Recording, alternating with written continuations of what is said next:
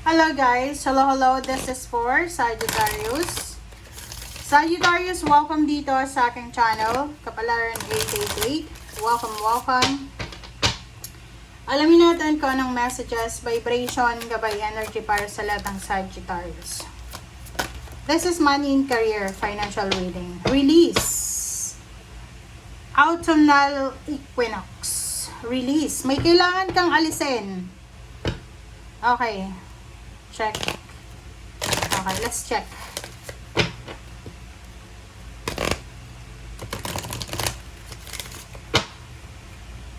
Ano bang kailangan mo? Oh, pera. Okay. Sagittarius, release. Sinasabi ng bara sa'yo dito, kailangan mong alisin yung scarcity mindset. Yung isip na palagi ka lang na hirap sa buhay, okay? Kailangan positive ka.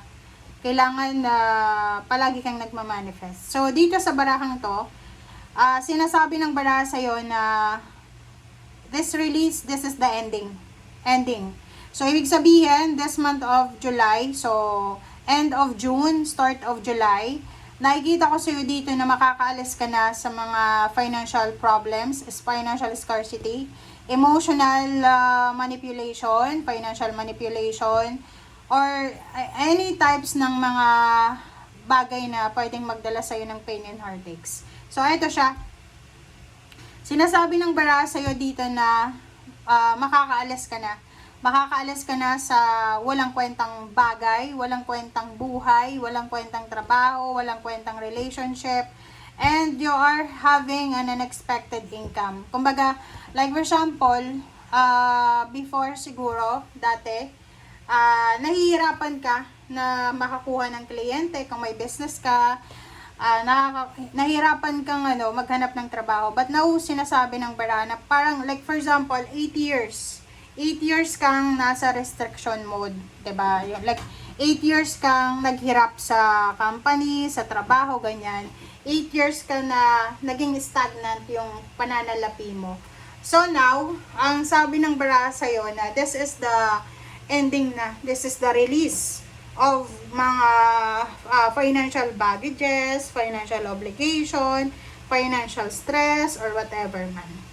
Okay, so yun ang nakikita ko sa'yo. Maraming unexpected blessings, unexpected financial windfall, breakthroughs, prosperity and abundance ang darating sa'yo, Sagittarius. So, yun. And at the same time, kung yung mga stressor kayo, emotional stressor, kailangan nyo sigurong umiwas. Okay, kailangan nyo iwasan yung mga stressful na tao.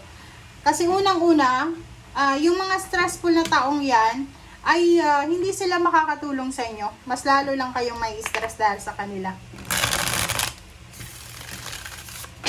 And mag-focus ka sa pagkakaperahan. Kung may emotional problems ka, hayaan mo na muna yan. Focus ka dito sa pera.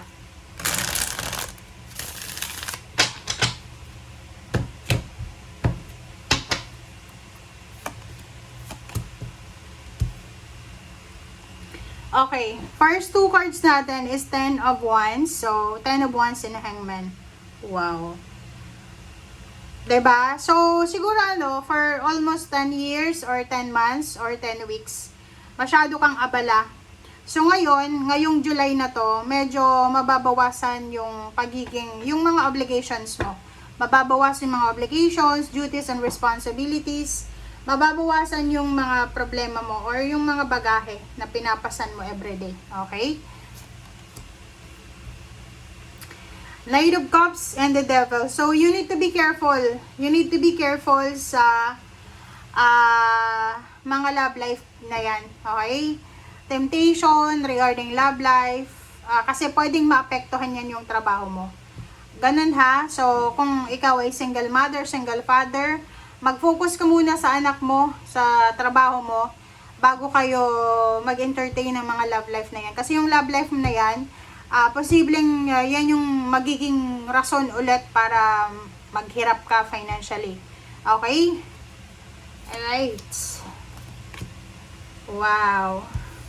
You need to be careful guys ha. You need to be careful kasi kung mabilis kang gumawa ng actions kasi marami to, posibleng magkaroon ka ng kaaway, misunderstanding. So, bawasan natin yung pagiging aggressive natin. Bawasan natin yung pagiging lasinggero, lasinggera. Bawasan natin yung yung ganun kasi sa mga inuman, ganyan, possible na magkaroon ng debate, makakakuha ka talaga ng kaaway. So, you need to be careful. Okay, next is Death and then Two of Swords. So, yung Death na to, tsaka Two of Swords, sinasabi ng bara sa'yo dito na kung ano man yan na nagbibigay ng confusion sa'yo, pag-aalala, matatapos na yan sa ngayon. Okay? Kumbaga, marirealize mo this month of July na ba't ako nahihirapan mag-decision dito sa trabahong ito, simple lang naman. Diba?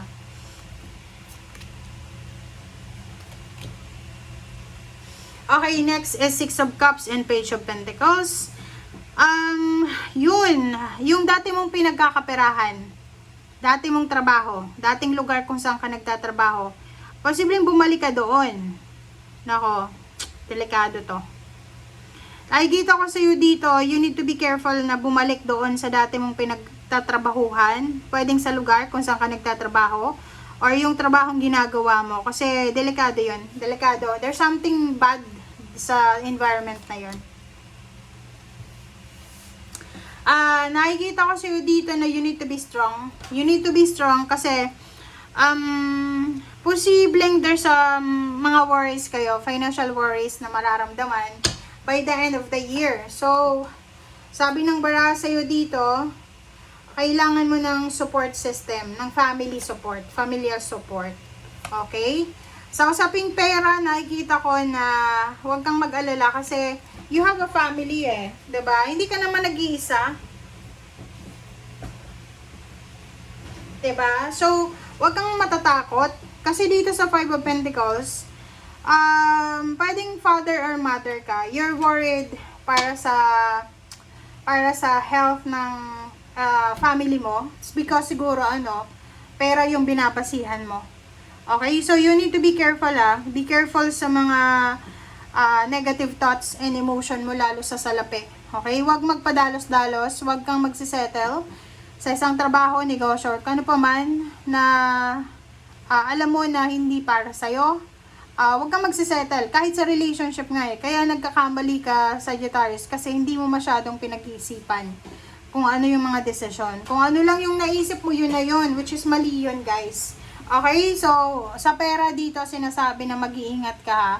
Be careful sa paghawak, be careful sa pagtanggap, lalo na sa mga dati mong kakilala, lalo na sa dati mong trabaho. Huwag ka nang babalik doon. Okay? Thank you guys. Bye!